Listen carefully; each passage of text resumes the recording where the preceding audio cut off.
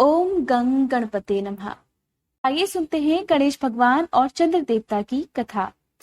पौराणिक कथा के अनुसार एक समय की बात है, धनपति कुबेर ने भगवान शिव और मां पार्वती को भोजन पर आमंत्रित किया।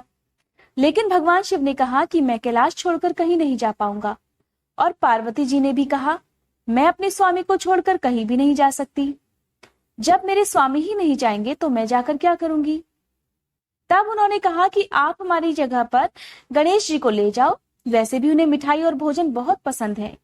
तब कुबेर देवता ने गणेश भगवान को अपने यहाँ भोजन के लिए आमंत्रित किया। गणेश भगवान को तो उनका प्रस्ताव बहुत ही पसंद आया, क्योंकि उन्हें मिठाई और भोजन बहुत ही प्रिय था। वे बड़ी खुशी खुशी कुबेर देवता के साथ उनके घर पर चले गए। वहां जाकर गणेश जी ने जी भरकर मिठाई और मोदक खाए। वापस आते समय कुबेर देवता ने उन्हें मिठाई का एक बड़ा सा थाल देकर विदा कर दिया।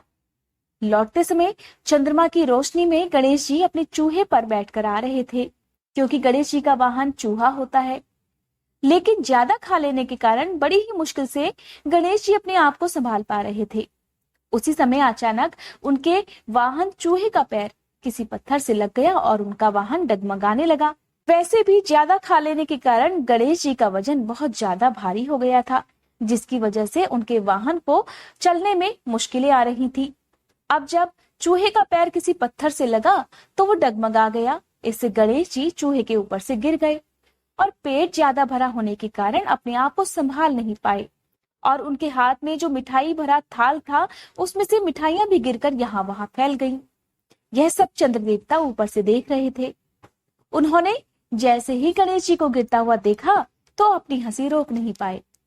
खूब जोर से हंसते हुए कहने लगे, अरे गणेश जी, जब आप अपने आप को संभाल ही नहीं सकते तो इतना सारा खाने की जरूरत ही क्या है? इतना भोजन क्यों खाते हो? चंद्रमा की बात सुनकर गणेश जी को गुस्सा आ गया। उन्होंने सोचा कि घमंड में चूर होकर चंद्रमा मुझे उठाने के लिए मेरी मदद तो कर नहीं रहा, ऊपर से मेरा मजाक उड़ा रहा है। इसलिए गणेश जी ने क्रोधित होकर चंद्रमा को श्राप दे दिया कि जो भी गणेश चतुर्थी के दिन तुम्हें देखेगा वो लोगों के सामने चोर कहलाएगा, उसके ऊपर झूठा कलंक लग जाएगा। अब गणेश जी ने श्राप तो दे दिया। श्राप की बात सुनकर चंद्रमा भी घबरा गए और सोचने लगे कि फिर तो कोई मुझे देखेगा भी नहीं। और जब उन्हें अपनी गलती का आभास हुआ तब वे गणेश भगवान से माफी मांगने लगे, लेकिन गणेश भगवान तो कुछ भी सुनने के लिए तैयार नहीं थे।